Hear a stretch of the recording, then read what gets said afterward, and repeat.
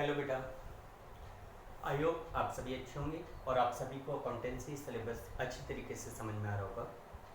बेटा, कल हमने जो टॉपिक जहाँ पे लेफ्ट किया था उसी को आगे हम लोग कंटिन्यू करने जा रहे हैं। और देखो, जैसा कल हम लोगों ने डिस्कस किया था कि अब आने वाली 2 या 3 क्लासेस में जो भी टॉपिक हम लोग स्टडी करेंगे they are the most important topic. और ये मेरा पर्सनल चैलेंज है कि जिन स्टूडेंट को ये टॉपिक समझ में आ रहे हैं 100% अकाउंटेंसी में आप लोगों को कभी भी कोई भी बंदा फेल नहीं कर सकता, मात नहीं कर सकता। ठीक है, अगर ये टॉपिक जो मैं आपको समझा रहा हूँ ये अगर आपको अच्छी तरीके से समझ में आ गए, हालांकि बहुत सिंपल है लेकिन कॉन्सेप्ट को ध्यान में रखना और उसको अप्लाई करना ये जरूरी होगा। जिन बच्चों को ये कॉन्सेप्ट समझ में आ गए 100% उनको अकाउंटेंसी की 90% प्रॉब्लम क्लियर हो जाएगी। ठीक है, तो आई होप आप सभी इसको बहुत ही केयरफुली स्टडी करेंगे। अगर कोई भी बच्चा किसी भी चीज़ के रिगार्डिंग किसी प्रकार का डाउट क्रिएट करता है तो वो इमीडिएटली उस डाउट को क्लियर कीजिए। ठीक है बेटा, देखो डियर, हम लोग कल जो हमने कल टॉपिक किया था 1 मिनट के लिए हम उस टॉपिक को रिवाइज कर रहे हैं। कल मैंने एक टॉपिक आपको बताया था अकाउंट। ठीक है, आई होप आप सभी को अच्छी तरीके से ध्यान होगा।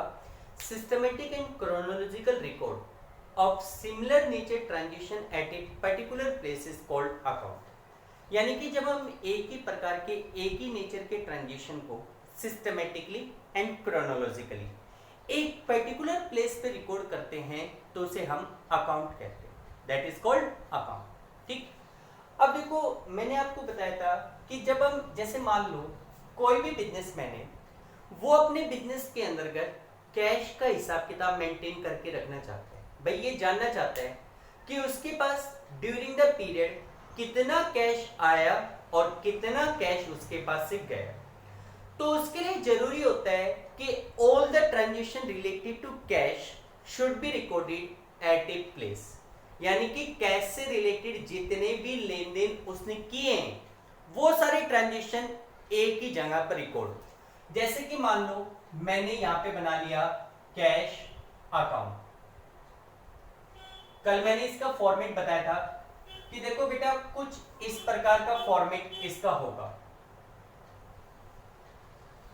कुछ इस प्रकार का। ठीक है, सबसे पहले लिखा जाएगा डेट,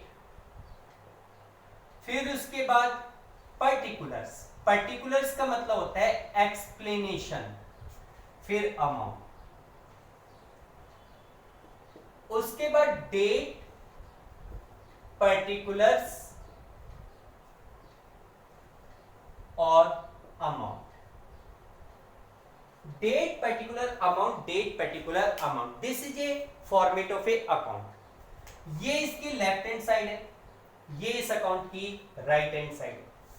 लेफ्ट हैंड साइड को हम लोग डेबिट साइड कहेंगे, राइट हैंड साइड को क्रेडिट साइड कहेंगे। डेबिट साइड, जो डेबिट साइड होती है उसको DR से डिनोट किया जाता है। क्रेडिट साइड इसको CR से डिनोट किया जाता है। पूरा जब तक आप लाइफ टाइम में अकाउंट पढ़ोगे 4 ही चीजें पढ़ोगे, डेबिट, क्रेडिट, अकाउंट और जर्नल। 4 ही चीजें हैं पूरे अकाउंट में। तो 2 चीजें तो आप लोग क्लियर कर लो, डेबिट और credit. Left hand side of account is called debit, right hand side is called credit. ठीक है, ये 2 चीजें आपकी क्लियर हो गई। अब हम लोगों को क्लियर करना है अकाउंट और जर्नल। अगर 4 चीजें क्लियर हो गई आप ये मान के चलो आप लोगों को अकाउंट आ गया।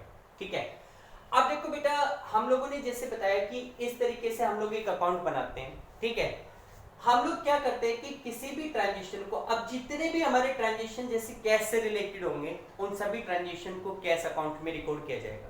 जितने भी ट्रांजेक्शन मशीन से रिलेटेड होंगे उन सबको मशीन अकाउंट में रिकॉर्ड किया जाएगा। जितने भी ट्रांजेक्शन राम से रिलेटेड होंगे उन सबको राम अकाउंट में रिकॉर्ड किया जाएगा। तो हम लोग इस तरीके से डिफरेंट अकाउंट बनाएंगे और उन पे ट्रांजेक्शन को रिकॉर्ड किया जाएगा। ठीक है, अब या तो वो ट्रांजेक्शन डेबिट साइड में रिकॉर्ड होगा या फिर वो ट्रांजेक्शन क्रेडिट साइड में रिकॉर्ड होगा।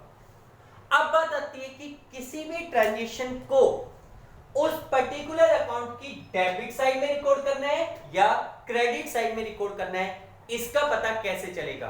how to determine whether a transaction is to be recorded on debit side or it is to be recorded on credit side।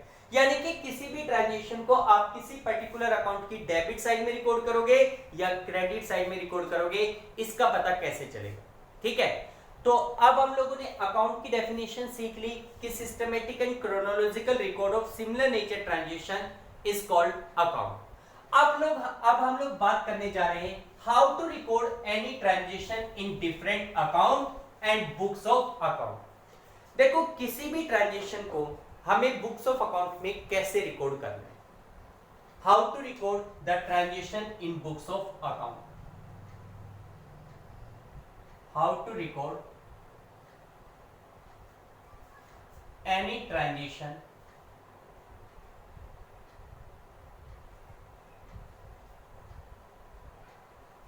in books of account।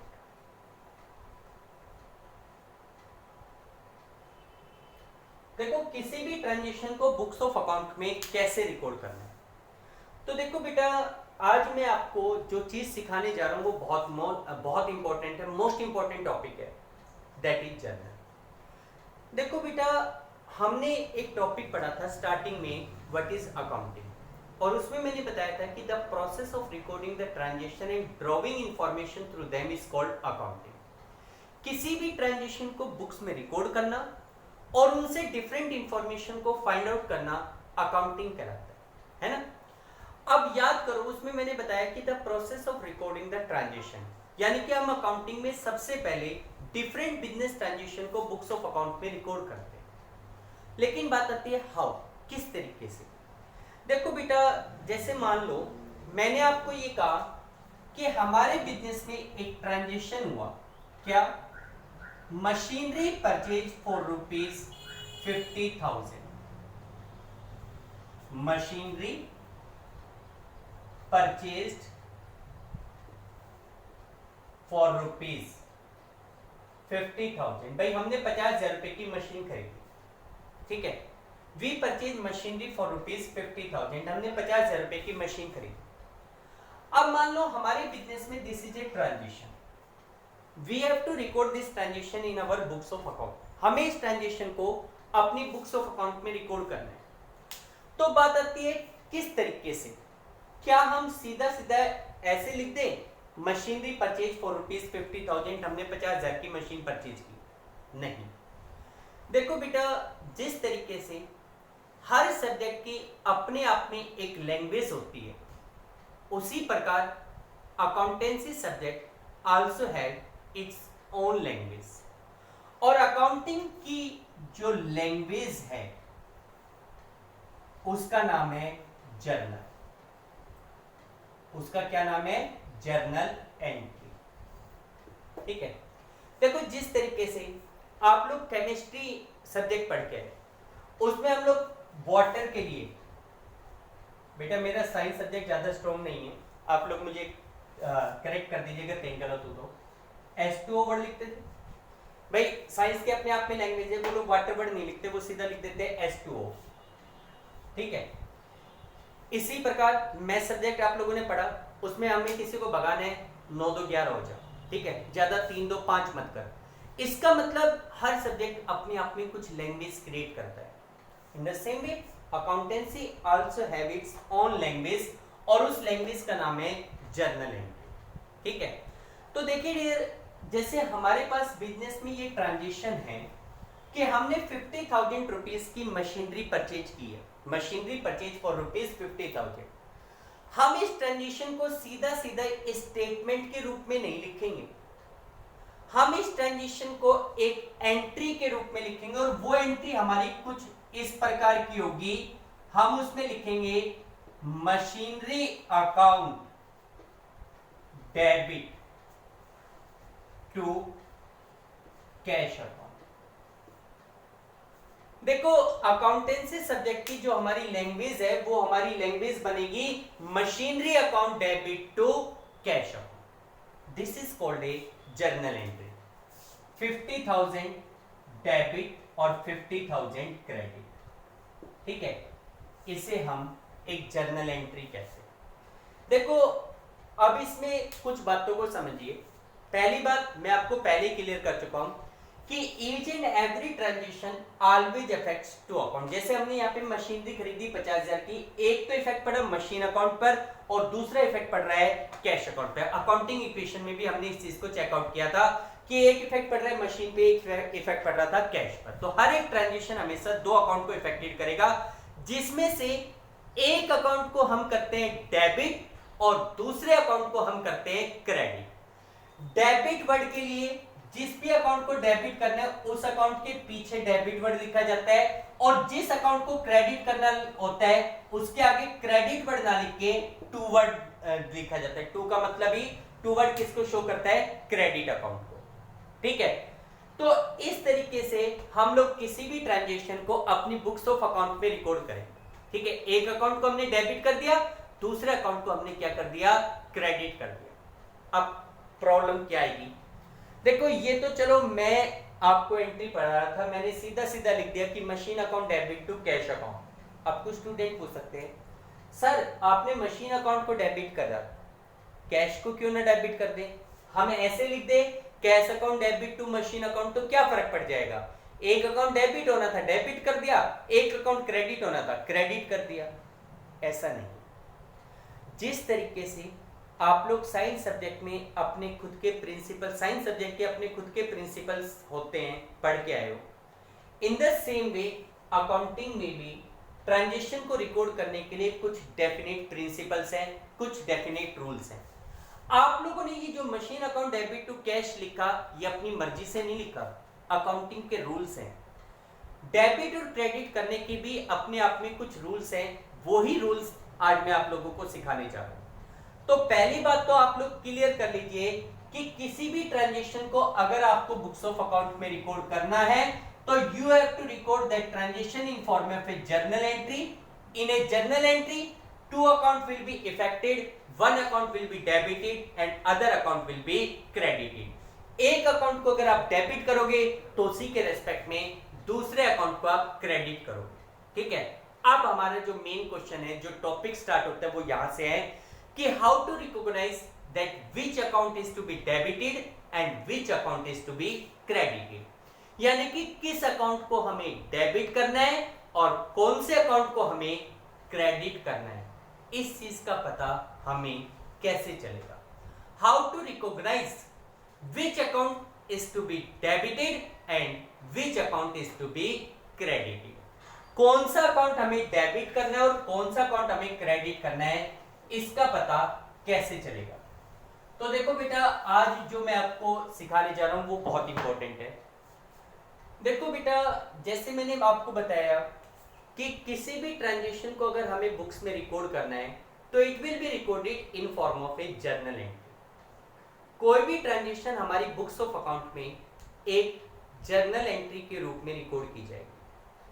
अब हमारे पास आता है कि हम लोग जर्नल एंट्री कैसे बनाएंगे, कैसे हमें पता चलेगा कि किस अकाउंट को हमें डेबिट करना है और किस अकाउंट को हमें क्रेडिट करना है, इसका पता कैसे चलेगा। तो देखो बेटा, इसके लिए दो अप्रोच होती है, दो रूल होते हैं। एक होती है हमारे पास अमेरिकन अप्रोच और दूसरी हमारे पास होती है British approach. There are two approaches.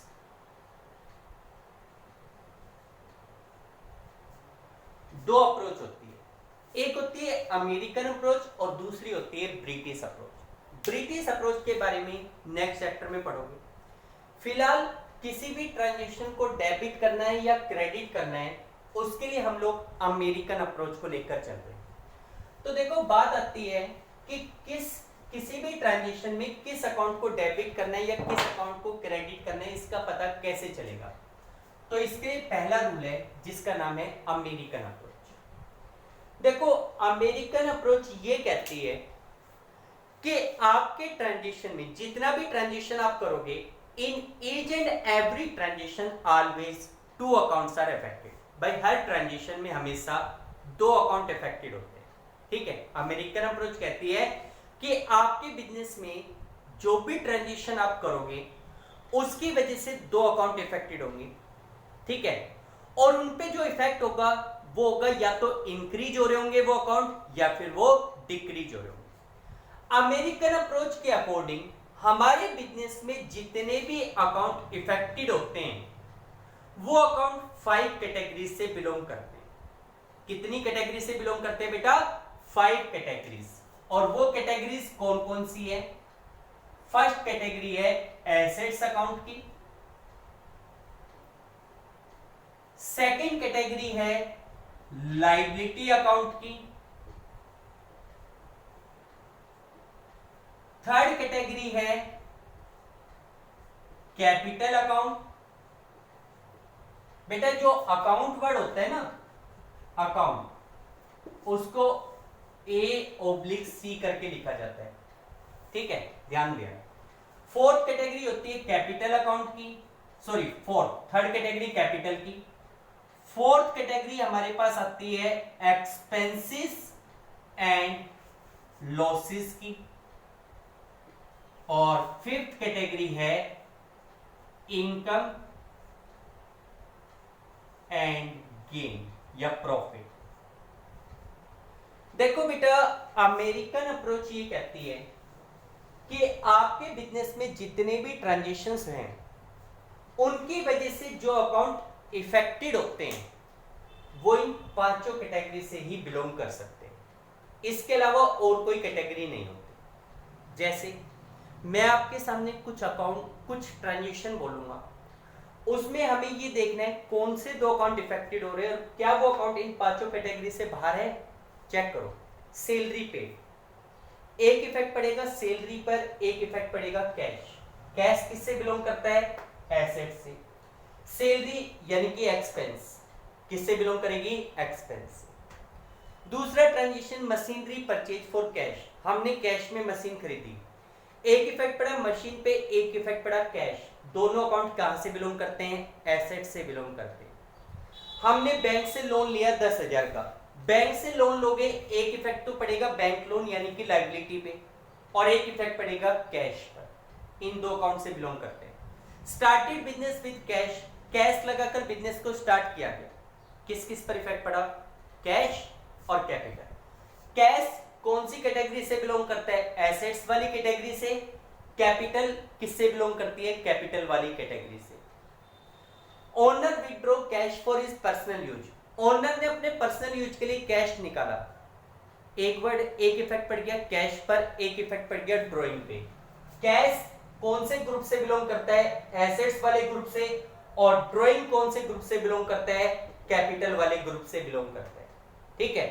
ये मैंने आपको डिफरेंट बिजनेस ट्रांजैक्शन के कुछ एग्जांपल्स लिए हैं और आप लोगों को ये क्लियर किया गया है कि किसी भी ट्रांजैक्शन में जो दो अकाउंट इफेक्टेड होते हैं, जो भी दो अकाउंट इफेक्टेड होते हैं वो इन पांचों ग्रुप से ही बिलोंग कर सकते हैं, इसके बाहर कोई ग्रुप नहीं होता, ठीक है। अब इन पांचों ग्रुप का क्या रूल है? देखो, मैंने कहा कि किसी भी ट्रांजैक्शन को अगर हमें बुक्स में रिकॉर्ड करना है तो वो रिकॉर्डिंग होगी इन form of a journal entry. अब मैं आपको जो सिखाने जा रहा हूं वो सिखाने जा रहा हूं how to make a journal entry, journal entry कैसे बनेगी, ठीक है। तो अमेरिकन अप्रोच ये कहती है कि भाई किसी भी ट्रांजैक्शन की वजह से जो दो अकाउंट इफेक्टेड होते हैं वो इन पांचों ग्रुप से ही बिलोंग कर सकते हैं। अगर कोई भी अकाउंट एसेट से बिलोंग करता है तो उसका रूल क्या होता है? देखो, अमेरिकन अप्रोच के अकॉर्डिंग अगर हमारी एसेट्स इंक्रीज हो रही हो तो उसे करना है डेबिट, और अगर हमारी एसेट्स डिक्रीज हो रही हो तो उसे करना है क्रेडिट। बहुत सिंपल सा रूल है इसका, हर बच्चे को समझ में आएगा। देखो, अमेरिकन अप्रोच ये कहती है कि भाई अगर किसी ट्रांजैक्शन की वजह से आपकी एसेट्स इंक्रीज हो रही हो, जो भी एसेट्स इंक्रीज हो रही हो उसे तो कर दो डेबिट, और जो एसेट्स आपकी डिक्रीज हो रही हो उसे कर दो क्रेडिट, ठीक है। तो जैसे मैं एक एग्जांपल आपके सामने लिखता हूं, मैंने कहा machinery purchase machinery purchase for ₹10,000।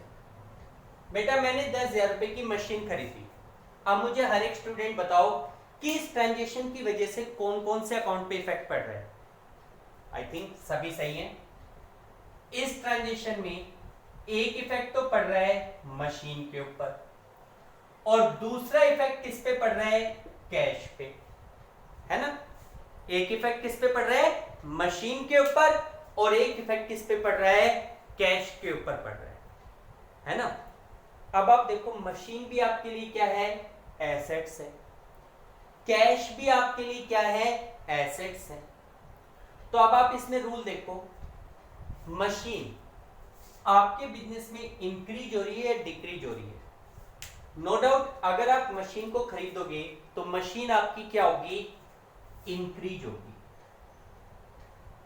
Machine आपकी क्या हो रही है, इंक्रीज हो रही है। और अगर आपकी मशीन इंक्रीज हो रही है तो इस रूल के अकॉर्डिंग जो भी एसेट्स इंक्रीज होती है उसे आप क्या करोगे, डेबिट करोगे। दूसरा इफेक्ट किस पे पड़ रहा है, कैश पर। कैश भी नो डाउट आपके लिए क्या है, एसेट्स है। अब मुझे बताओ आपने मशीन को खरीदा तो आपका कैश इंक्रीज होगा या डिक्रीज होगा। नो डाउट आपने मशीन खरीदी है तो आपको कैश में पेमेंट करनी पड़ेगी, और पेमेंट करोगे तो कैश आपके पास से जाएगा। इसका मतलब डिक्रीज हो रहा है, और डिक्रीज होगा तो आप उसे क्या करोगे, क्रेडिट करोगे। अगर आपका कैश डिक्रीज हो रहा है तो आप क्या करोगे, क्रेडिट करोगे, है ना। तो अब हमारे पास क्लियर हो गया कि हमारे इस ट्रांजेक्शन के अकॉर्डिंग मशीन तो क्या होगी, डेबिट, और कैश क्या होगा, क्रेडिट। तो हम इस ट्रांजेक्शन को अपनी बुक्स में कुछ इस प्रकार से लिखेंगे, machinery account debit to cash account. कितना अमाउंट, 10,000 रुपीज डेबिट में और 10,000 रुपीज क्रेडिट। इस तरीके से रिकॉर्ड करेंगे, machinery account debit to cash account. ठीक है बेटा, आई थिंक आपको ये कॉन्सेप्ट, ये पॉइंट समझ में आया होगा। अगर नहीं समझ में आ रहा तो आप कॉल करके जरूर समझिए, ठीक है। तो देखिए बेटा, ये हमारा पहला रूल था, अगर किसी ट्रांजेक्शन की वजह से एसेट्स पे इफेक्ट पड़े तो उसमें ये देखना है कि एसेट्स आपकी इंक्रीज हो रही है तो डेबिट करना है, और अगर एसेट्स डिक्रीज हो रही है तो उसे क्रेडिट करना है। ठीक, फर्स्ट रूल क्लियर हो गया अमेरिकन अप्रोच के अकॉर्डिंग। इसके बाद हम लोग सेकेंड रूल के ऊपर आते हैं, और वो रूल है हमारा लायबिलिटी का। देखो अमेरिकन अप्रोच के अकॉर्डिंग अगर किसी ट्रांजेक्शन की वजह से लायबिलिटी पे इफेक्ट पड़े, इफेक्ट दो ही डायरेक्शन में होगा, या तो ट्रांजेक्शन की वजह से आपकी लायबिलिटी इंक्रीज होगी या फिर लायबिलिटी आपकी डिक्रीज होगी। अमेरिकन अप्रोच ये कहता है कि अगर किसी ट्रांजेक्शन की वजह से आपकी लायबिलिटी इंक्रीज हो रही हो, देखो हर एक बच्चे को समझ में आ जाएगा, लायबिलिटी एसेट्स की अपोजिट होती है। भाई लायबिलिटी एक साइड होती है, एसेट्स दूसरी साइड होती है, जैसा हमने अकाउंटिंग इक्वेशन में पढ़ा। तो इसका मतलब ये अपोजिट होती है, तो रूल भी अपोजिट अप्लाई होगा। अगर किसी ट्रांजेक्शन में लायबिलिटी इंक्रीज हो रही है तो उसे क्या करेंगे, क्रेडिट, और डिक्रीज हो रही हो तो क्या कर दोगे, डेबिट। सिंपल सी बात है। अगर किसी ट्रांजेक्शन की वजह से आपकी लायबिलिटी इंक्रीज हो रही है तो आप उसे करोगे क्रेडिट, और अगर डिक्रीज हो रही है तो उसे क्या करोगे, डेबिट। जैसे मैं कह दूं लोन टेकन फ्रॉम बैंक। अच्छा एक चीज और ध्यान रखना, जरूरी नहीं कि ट्रांजेक्शन में दोनों इंपैक्ट एसेट्स पे पड़ेंगे, या दोनों इंपैक्ट लायबिलिटी पे पड़ेंगे, या दोनों इंपैक्ट कैपिटल पे। ऐसा भी हो सकता है एक अकाउंट कैपिटल का हो और दूसरा अकाउंट एसेट्स का हो, एक अकाउंट लायबिलिटी का हो दूसरा अकाउंट एसेट्स का हो। ये भी हो सकता है कि दोनों अकाउंट एसेट्स के हो, दोनों अकाउंट लायबिलिटी के हो, ऐसा हो सकता है। ये जरूर क्लियर है कि इफेक्ट कितने अकाउंट पे पड़ेगा, 2 अकाउंट्स पे इफेक्ट पड़ेगा। अब मान लो मैं आपके सामने एक ट्रांजेक्शन लेता हूं, लोन टेकन फ्रॉम बैंक ₹5,000। भाई मैंने बैंक से 5,000 रुपए का लोन लिया है, ठीक है, मुझे पैसे की रिक्वायरमेंट थी। I have taken a loan of ₹5,000 from bank, bank से मैंने 5,000 रुपए का लोन लिया। पहले तो मुझे हर एक स्टूडेंट बताए कि इस ट्रांजेक्शन की वजह से कौन कौन से 2 अकाउंट के ऊपर इफेक्ट पड़ेगा, कौन कौन से 2 अकाउंट इफेक्टेड होंगे। सीधी सी बात है, बैंक से लोन ले रहे हो, एक इफेक्ट हो गया कैश पर, एक इफेक्ट हो गया आपके कैश पर, और दूसरा इफेक्ट किस पे हुआ, लायबिलिटी पे। कौन सी लायबिलिटी, बैंक लोन नाम से लायबिलिटी। भाई बैंक से आपने लोन लिया तो बैंक लोन आपके लिए लायबिलिटी बन जाएगा, ठीक है। अब मुझे बताओ कैश कौन से ग्रुप से बिलोंग करता है। भाई कैश का ग्रुप है एसेट्स, कैश क्या माना जाता है, एसेट्स माना जाता है। अब मुझे बताओ कि कैश आपके पास इंक्रीज हो रहा है या डिक्रीज हो रहा है। अगर आप बैंक से लोन लोगे तो सीधी सी बात है कैश आपके पास आ रहा है, यानी कि आपका जो कैश है वो क्या हो रहा है, इंक्रीज हो रहा है। अच्छा, एसेट्स पे इंक्रीज होने का रूल क्या है, अगर कोई भी एसेट्स इंक्रीज होती है तो आप उसे क्या करते हो, डेबिट करते हो, ठीक। दूसरा इफेक्ट किस पे पड़ रहा है, बैंक लोन पे, विच इज ए लायबिलिटी, जो आपकी लायबिलिटी है। और आपने पढ़ा लायबिलिटी का रूल क्या है कि अगर आपकी लायबिलिटी इंक्रीज होती है तो आप उसे क्या करोगे, क्रेडिट। तो यहां पे आपकी लायबिलिटी इंक्रीज हो रही है, आप इसे क्या करोगे, क्रेडिट करोगे। आप इसे क्या करोगे बेटा, क्रेडिट करोगे। तो अब आपको क्लियर हो गया कि कैश को तो आपको करना है डेबिट, डेबिट, और बैंक लोन को आपको क्या करना है, क्रेडिट। आप इस ट्रांजेक्शन को कुछ इस तरीके से रिकॉर्ड करेंगे, bank account debit to bank loan account.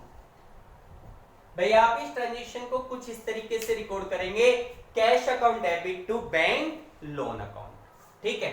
Amount लिख देंगे, डेबिट में भी 5,000, क्रेडिट में भी 5,000। आई थिंक बेटा हर एक बच्चे को समझ में आ रहा होगा। तो ये हमारा सेकंड रूल था लायबिलिटी से रिलेटेड। और एक ट्रांजेक्शन ले लो इसी का एक ट्रांजेक्शन और लेते हैं।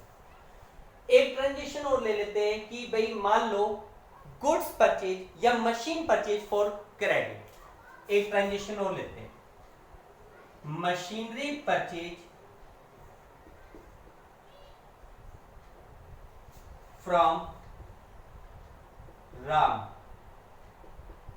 In credit. बेटा मैंने आपके सामने एक ट्रांजेक्शन लिखा है कि machinery purchase from Ram in credit. भाई राम नाम का कोई बंदा था जिससे हमने उधार में 10,000 की मशीन खरीदी, ठीक है। अब मुझे ये बताओ कि इस ट्रांजेक्शन की वजह से किस पे इफेक्ट पड़ेगा। एक इफेक्ट तो पड़ जाएगा मशीन पे, मशीनरी पे, ठीक है। और दूसरा इंपैक्ट आपने किससे खरीदी है, राम से खरीदी है, और वो भी क्रेडिट में, उधार में। जब आप उधार में सामान खरीदोगे तो ये बंदा आपके पैसा मांगेगा, और जो बंदा हमारे पैसा मांगते हैं वो हमारे लिए क्या मानी जाती है, लायबिलिटी। तो यहां पे राम नाम से एक क्या जनरेट हो गई, लायबिलिटी जनरेट हो गई। अब मुझे बताओ कि इस ट्रांजेक्शन की वजह से मशीन और राम पे इफेक्ट पड़ रहा है ना। तो मशीन कौन सा अकाउंट है, मशीन किससे बिलोंग करता है, कौन से ग्रुप से बिलोंग करता है, एसेट्स वाले ग्रुप से। भाई मशीन का ग्रुप कौन सा है, एसेट्स। तो मशीन का ग्रुप है एसेट्स, ठीक है। अब एसेट्स में ये इंक्रीज हो रही है, डिक्रीज हो रही है, तो आप लोगों के सामने क्लियर है कि आपने मशीन को खरीदा है, आपने मशीन को खरीदा है। खरीदोगे तो आपकी मशीन इंक्रीज होगी, मशीन आपके पास क्या हो जाएगी, इंक्रीज। और जब एसेट्स इंक्रीज होती है तो आप उसे क्या करते हो, डेबिट करते हो। कोई भी एसेट्स अगर आपकी इंक्रीज होती है तो आप उसे क्या करते हो, डेबिट करते हो। इन द सेम वे आपके पास राम पे इफेक्ट पड़ रहा है। अब राम तो एक बंदा है, पर्सन है।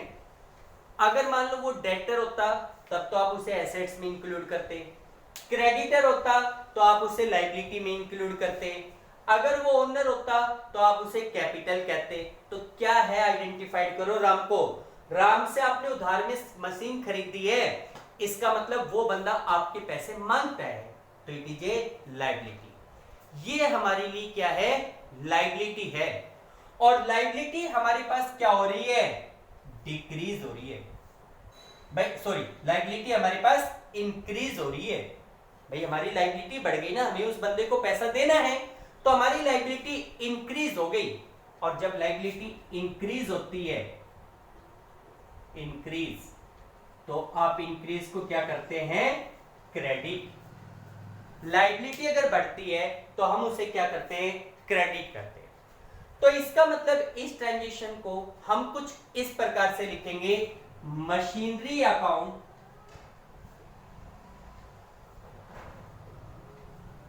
Debit to Ram. क्या लिखेंगे बेटा, machinery account debit to Ram account. Clear. I hope आप लोगों को ये दोनों रूल समझ में आ गए होंगे कि अमेरिकन अप्रोच के अकॉर्डिंग अगर किसी ट्रांजेक्शन में एसेट्स पे इफेक्ट पड़ता है तो उसके लिए हम क्या इफेक्ट करेंगे, अगर लायबिलिटी पे इफेक्ट है तो क्या करेंगे। ठीक, चलो आज के लिए मैंने केवल ये दो कॉन्सेप्ट आपको बताए हैं, बाकी तीनों कॉन्सेप्ट हम लोग कल कंटिन्यू करेंगे।